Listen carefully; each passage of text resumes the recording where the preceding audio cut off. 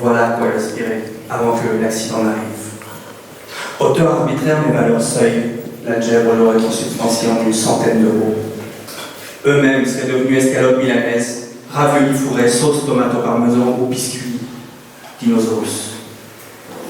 Cette épiphanie solitaire aurait sans doute eu pour décor une caisse automatique, quand après tant d'efforts plongés sur de nombreux mois, j'aurais répondu oui.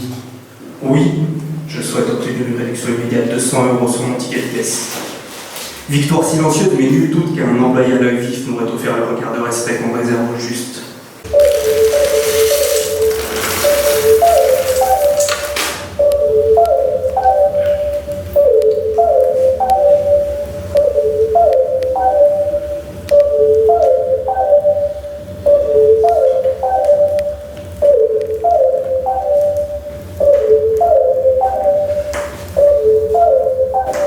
La pizza était au four.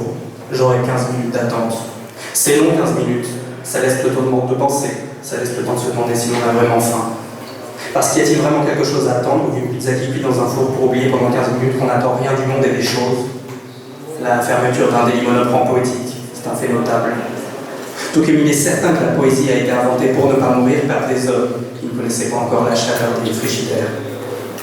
Le temps d'une cuisson, on peut refaire le monde ou bien le défaire.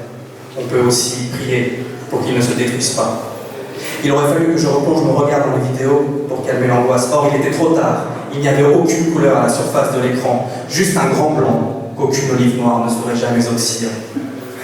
Le four fumait. Je voulais mettre un terme à tout cela.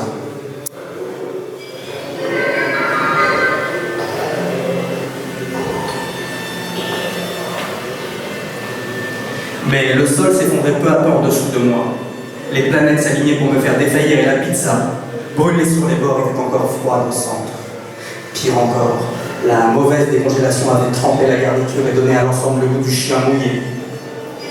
Et parce qu'un malheur n'arrive jamais seul, ma connexion internet sautait et l'image se figeait sur le visage grimacé du comique à l'écran qui ne me défendrait jamais la chute de sa blague. J'étais abandonné au vide, dans un immense silence rythmé par le tempo de mes mastications tristes, remplaçant mon cœur déjà éteint, puisque les monoples paraissaient. Le charme était rompu. Je voyais clair. Moi, consommateur, vivant au rythme de mes mouvements intestinaux, construisant en Espagne des châteaux à points sur des cartes de fidélité foutaises. Je subissais la chute des corps, alors que le département sur mon frigidaire tombait sans fin à peine.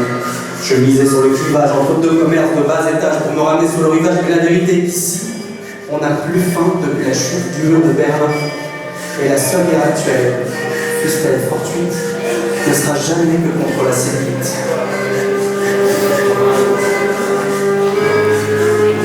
Je soufflais un instant. Pas la peine de s'énerver. Je retournais vers le frigidaire pour me calmer. Je trompais la mort en saisissant des bâtonnets de surimi corail. Je les trempais dans une mayonnaise mariée.